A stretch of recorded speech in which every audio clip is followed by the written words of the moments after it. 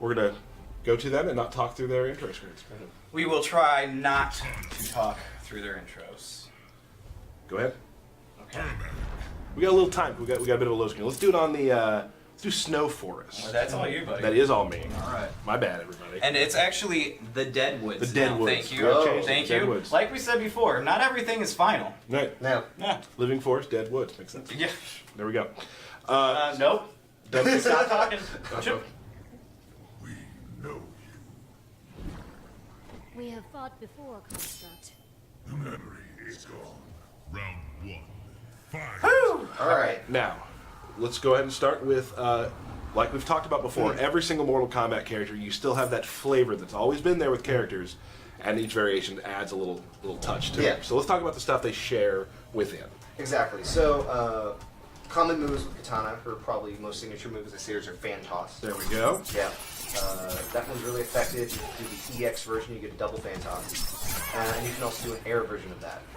That air version is one of her core moves, especially for combos, because it suspends characters in the air for a little while. Absolutely. You know, it's kind of some classic Kitana combo building, Right. if you will. You also got your fan lift.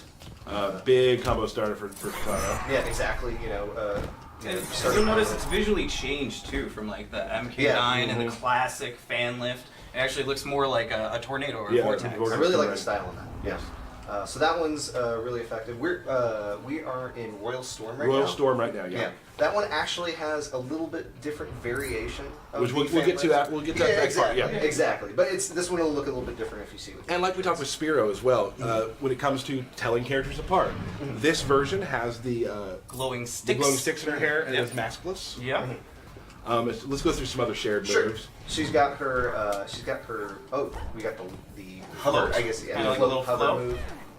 That move is deceptively complex and really useful because not only can you use it to dodge projectiles when you're across the screen from someone, but you can also follow up with attacks afterwards. Right. So you can do things like jump in. And So I can do like float. Yeah. Exactly. Or you can attack and then float and then attack. There's a ton of possibilities. So yeah, it definitely can kind of trick the opponent into thinking you're going to land, you don't land. Exactly. Yeah. Exactly. So yeah, a lot of utility in that one. We also What else we have got? the laser fan. Yeah. That move is very good anti-air. You can meter burn, of course, to get the extra damage out of that one as well. I like to use it when I get knocked down. I like to use it kind of as a good way wake-up to attack. Yeah. Oh, sorry about that. Just want to make sure everybody saw his X-ray again. Yeah, So this is what happens. yeah. Just want to. It's your contribution. Well, you know, I didn't have much to say there for That's a all right, second, that's so all I right. figured I would just impose it. That's okay. Oh, let me mention something real quickly before I forget. All that concept art you just saw on the stream, if you look at NetherRealm's Twitter right now, our community manager Rigo has put up a link to our Tumblr page so you can tear apart the stuff even more. Yes. So, which we're excited about. Am I forgetting anything else for common specials? There's one more that's new, a little new. We got a Oh yeah, the throat slice. Throat slice. Yeah, that move's really fast. It's a really good combo ender. Yeah. You can meter burn for a little bit more damage. Yeah, that one's a good all around like.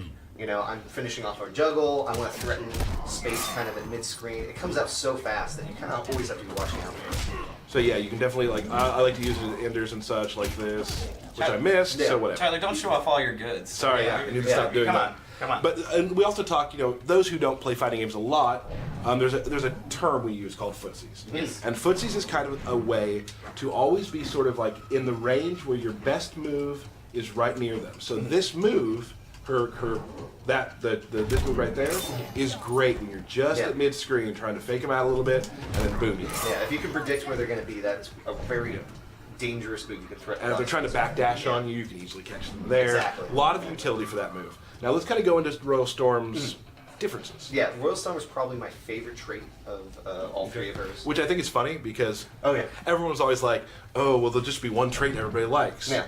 Absolutely untrue. Yeah. Because you like Royal Storm. Yeah, you like one of the other ones. My favorite is Assassin. Yeah. Like that, because that's sort of how I like to play. Yeah. Although I've found matchups where I like using Royal Storm. Exactly. So- Exactly. I think the reason I like this one so much, it has so much utility. There's all of her new moves in this one kind of have a lot of really different functions. And so, I guess the first one you can show is the new fan slice. So that one has additional range. Right. I can get regular. I can get about mid screen, but if I'm full screen and I EX it, Yeah. it is a full screen. And then from across the screen, you can be throwing fans, Yep. air fans, follow up on combos, all sorts of options. So That's super effective. Then you have the square wave. Right, which is square wave attack. great for getting in or also getting away. Yep. I'd say this version of her has the most airborne moves. She has the float. She's got the square wave in the air. She's got the fan toss. You can build a lot of combos that way. I would say this move really controls controls everything above you. Very, very exactly. She's very threatening if you jump. You don't necessarily want to jump mindlessly. She also has this, which Derek, I believe, I picked somebody without a projectile. picked a character without a projectile. We can kind of. Don't worry, we'll see it later. Yeah. This is one of the best reflects I've ever seen in a fighting game. So you can actually hold it down. So if, like, you were talking earlier to me about Cassie Cage. Yeah, Cassie Cage has an EX gunshot move. Has multiple projectiles. You don't just reflect one; you can reflect all three back. If you keep holding it or timing it correctly. And it's any character that is throwing multiple attacks at you that are projectiles. You can be incredibly dangerous across the screen. So this whole build could be kind of effective as a zoning build, right? If you're throwing different kinds of projectiles out and bouncing stuff back. I like to use it as like an anti-zoning build. So if someone's trying to just stay away from me, I can By build, you mean variation. Yeah, variation. Right. Sorry. No problem. So I can use a variation. This variation to say, no, you can't just stay away from me. You have to come at me, and then I'm controlling the game. Excellent. Yeah. All right. Let's move on to the next one. Oh, and as you can see, in the corner we have Goro. We are not going to select him today. I know that will disappoint some people. Well, we at least put him on screen.